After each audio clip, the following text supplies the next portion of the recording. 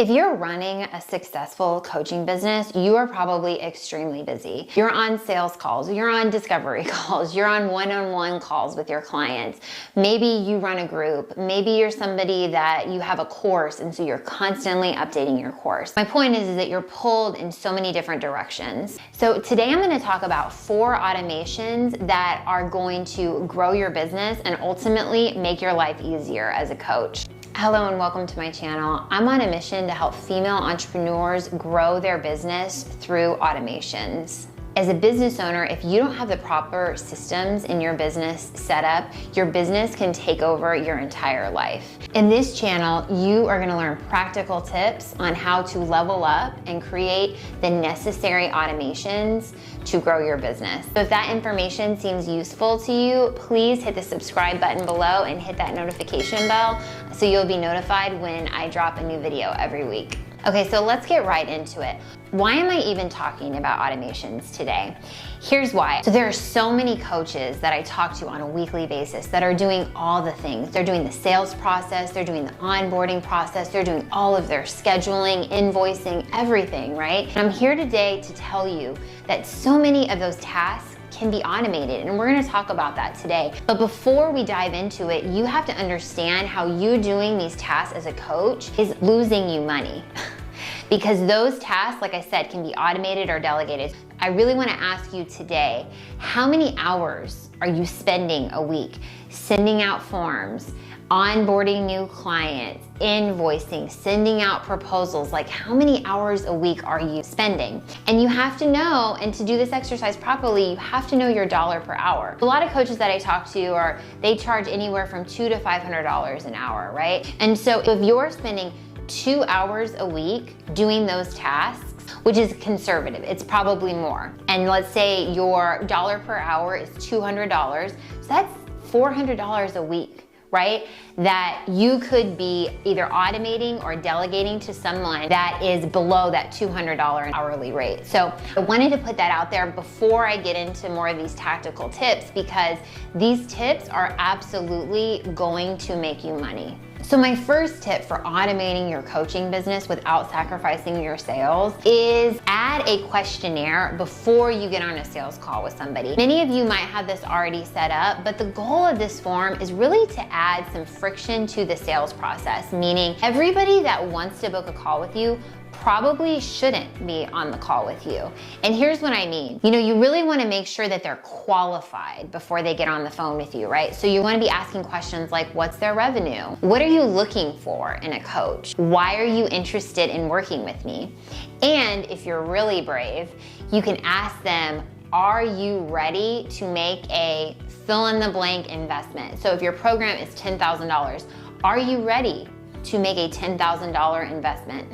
Because if they're not, then you can direct them to your free content. But it's not worth your time as a coach to be on a call with somebody that's not ready to make an investment in their business. So again, that's my first tip, is to add a form and a questionnaire before you're getting on sales calls with people. So my tip number 2 is warm up your potential clients before you're getting on sales calls with them, right? So this is something no one does in the coaching industry, but I actually set this up for my clients all the time. So when somebody books a sales call with you, what you want to do is send them to a very basic landing page that has a video saying a very simple message. Thank you for booking this discovery call or connection call. I'm excited to get to talk to you and connect with you about your business goals and, perhaps how I can help you get there. Before our call, I would love for you to look below at the testimonials of people that I've helped in the past. This will just give you an idea of the people that I've worked with and really the results that we've driven for them. So again, looking forward to the call. That's all the video needs to be. So what you're doing there is below, you're gonna put your video testimonials, you're gonna put text message testimonials that you've gotten from clients. But this is such an important part because I see coaches specifically rely so heavily on the sales call, right? And we all know that people are gonna buy from you if they know, like, and trust you, right? And so you sending them messages of social proof from transformations that you've actually delivered from clients in the past is going to make the sales call a breeze. Like, they're gonna be ready to sign with you before the call even starts, right? So again, this is something that nobody is doing in the coaching industry and will absolutely increase your close rate.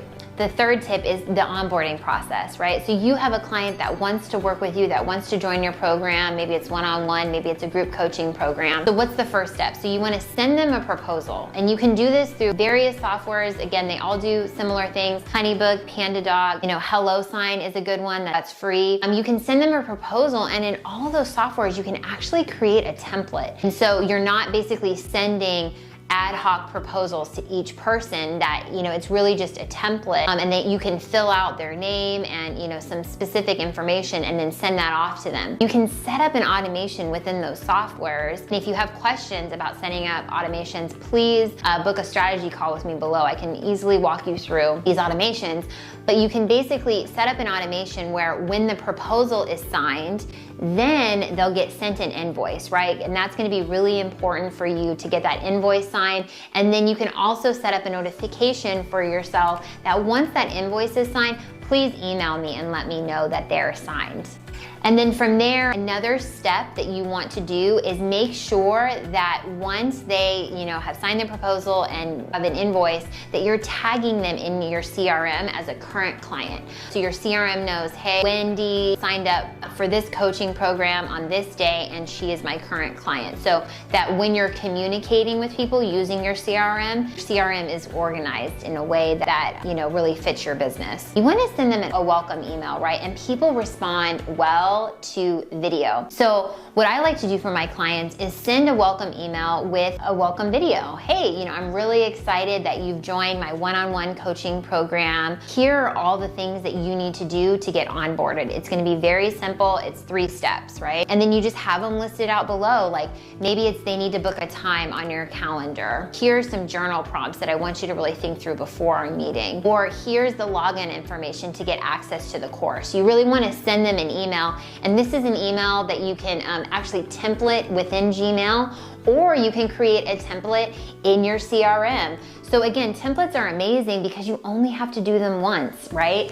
And you can just fill out their name to personalize it, or if it's in your CRM, it can already be there. So everything is done. You don't have to stop your sales process to onboard new clients. Like, this is really just a streamlined process here. And then the last thing in the onboarding process is that you can send them a handwritten card. This is something in the process where you can message your virtual assistant to send them a handwritten card through handwritten.com. That's a great way to automate this task. Or, you easily just send them a card. All of these things really create a streamlined onboarding process that gets your new client so excited about joining your program. And the last thing that you can do is you can set up a notification that once somebody pays as a client, you can do a notification either in email or in Slack that can tell your assistant or your virtual assistant to buy them a gift, right? And this is not something that has to be extravagant, but it should be something that's on brand. Maybe you're a life coach, and so you want to send them a specific book that has really changed your life and helped your clients reach their goals, right? So maybe it's that gift. So basically the flow would be they pay for their invoice, and then from there your assistant gets a note, and then they can send them a book on Amazon. Everything that I talked about here is something that can be either automated or delegated. And that's so important, because what that means is, as a coach, you don't have to do it. And you can focus on other revenue generating activities that can help grow your business and ultimately help you serve more people. So I hope some of these tips on automating your coaching business helped you today. If you have additional questions on how to automate and delegate out your business, please feel free to book a free strategy call with me. The call is free, it's 30 minutes, and we can really strategize on what are ways to automate and grow your business. Feel free to book a call in the link below. Also, be sure to watch this video right here where I talk about how to create additional systems in your business to grow your revenue. So watch this video and I'll see you over there.